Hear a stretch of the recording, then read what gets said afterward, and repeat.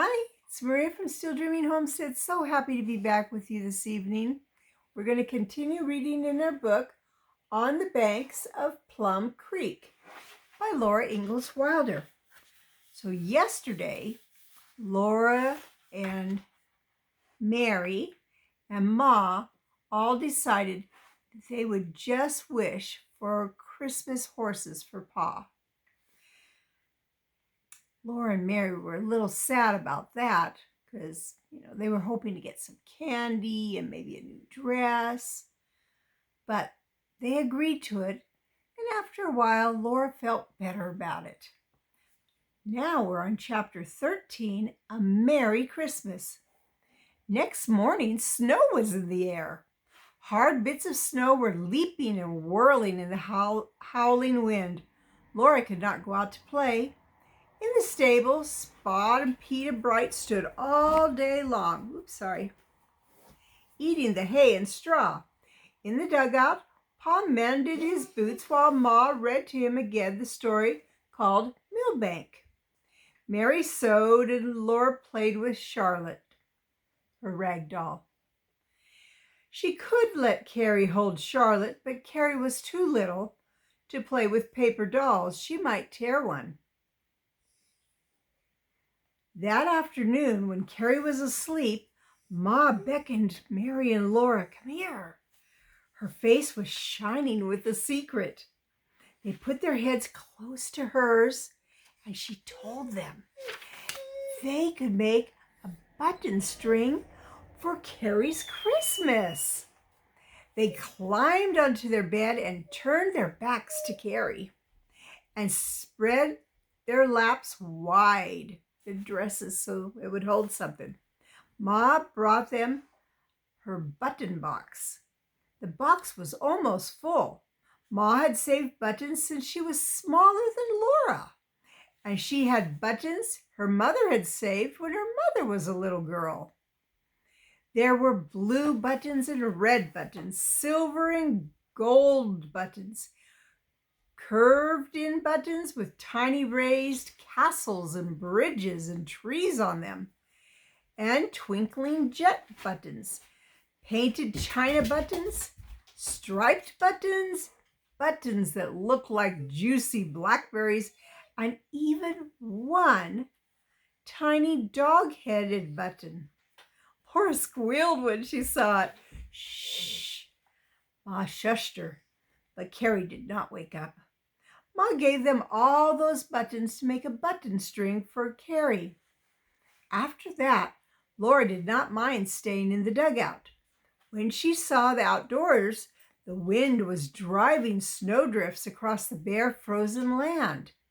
The creek was ice and the willow tops rattled. In the dugout, she and Mary had their secret. They played gently with Carrie and gave her everything that she wanted. They cuddled her and sang to her and got her to sleep whenever they could. Then they worked on the button string. Mary had one end of the string and Laura had the other. They picked out the buttons they wanted and strung them on the string. They held the string out and looked at it and took off some buttons and put on others. Sometimes they took every button off and started all again. They were going to make the most beautiful button string in the world. One day, Ma told them that this was the day before Christmas. What do we call that? Yeah, Christmas Eve. They must finish the button string that day. They could not get Carrie to go to sleep. She ran and she shouted. She climbed on the benches and jumped off and skipped and sang. She did not get tired. Mary told her to sit still like a little lady, but she wouldn't. Laura let her hold Charlotte, and she jostled Charlotte up and down and flung her against the wall. Finally, Ma cuddled her and sang. Laura and Mary were perfectly still. Lower and lower, Ma sang, and Carrie's eyes blinked till they were shut.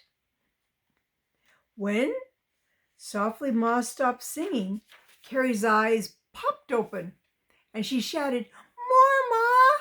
More!" But at last she fell asleep. Then quickly, Laura and Mary finished up the button string. Ma tied the ends together for them. It was done. They could not change one button more. It was a beautiful button string. That evening after supper, when Carrie was sound asleep, Ma hung her little clean pair of stockings on the table's edge. Laura and Mary in their nightgowns slid the button string into one stocking. Then that was all. Laura and Mary were going to bed when Pa asked them, "Aren't you girls going to hang your stockings?" "But I thought," Laura said, "I thought Santa Claus was only going to bring us horses." "Maybe he will," said Pa. "But little girls always hang their stockings on Christmas Eve, don't they?" Laura did not know what to think. Neither did Mary. Ma took 2 clean stockings, we would call those socks, out of the clothes box, and Pa helped hang them beside Carrie's. Laura and Mary said their prayers and went to sleep, wondering, In the morning, Laura heard the fire crackling. She opened one eye the least bit and saw lamplight and a bulge in her Christmas stocking. She yelled and jumped out of bed. Mary came running too, and Carrie woke up. In Laura's stocking and in Mary's stocking, there were little paper packages just alike. In the packages was candy. Laura had 6 pieces and Mary had 6. They had never seen such beautiful candy. It was too beautiful to eat.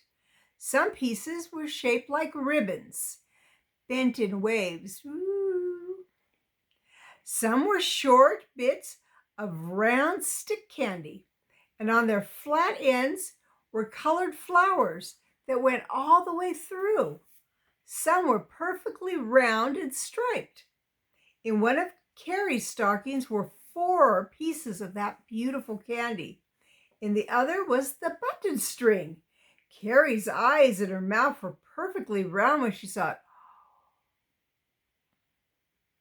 Then she squealed and grabbed it and squealed again. She sat on Pa's knee, looking at her candy and her button string and wiggling and laughing with joy. Then it was time for Pa to do the chores. He said, "You suppose there's anything in the stable?" Ma said, "Dress as fast as you can, girls, and you can go to the stable and see what Pa finds." It was winter, so they had to put on their stockings and shoes. But Ma helped them button up the shoes. Now, back then, you buttoned your shoes. You didn't tie them with a shoestring or with using a little zipper or Velcro. They had buttons. And she pinned their shawls under their chins. They ran out into the cold. Everything was gray except a long red streak in the eastern sky. Its light shone on the patches of gray-white snow.